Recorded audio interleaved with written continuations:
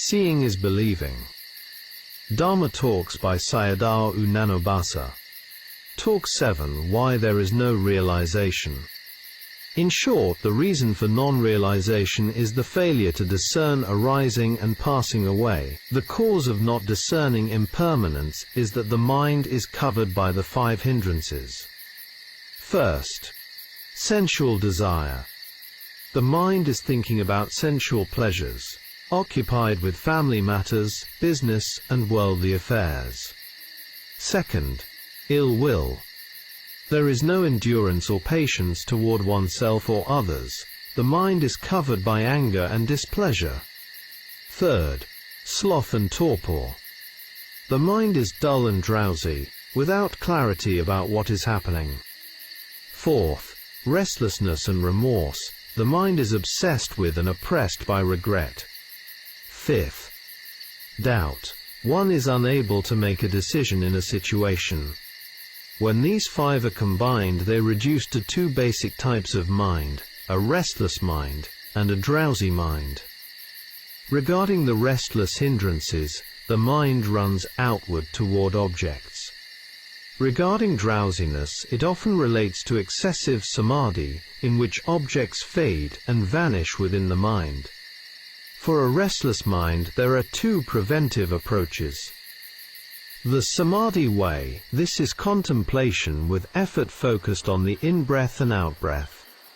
One must firmly determine not to allow other objects to intrude, continuously sticking to the samatha object. The insight way. This is contemplation of whatever object arises. At the contact of a sense base and its corresponding object, the yogi must contemplate without fail.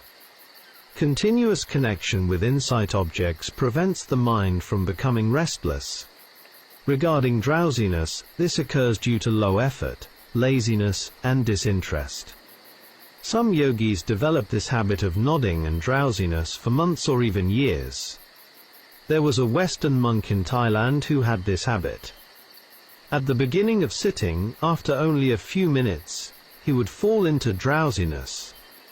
Before becoming a monk, he had used drugs.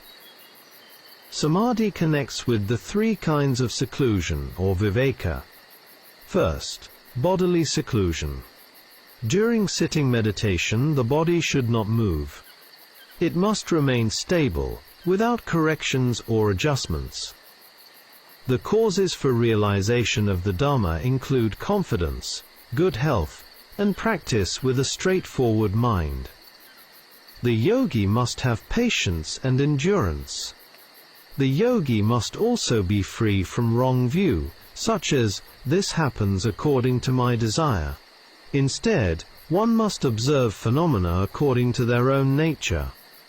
With patience and endurance, the yogi observes their oppressive nature. Bodily seclusion succeeds when the yogi is able to let go of the physical body. Second, mental seclusion. Both samatha and vipassana are methods for calming the mind. First comes samatha, and later insight. When impermanence is discerned, the mind arrives at calmness. At that time, the mind does not incline toward other objects. With the strength of samadhi, the mind naturally turns toward observation of the khandhas.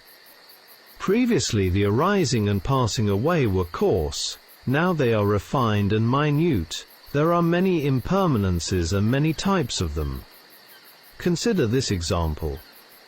When the sun is hot, all the doors of a house are closed, and it becomes dark inside. At that time, one can see only large objects, but not minute ones.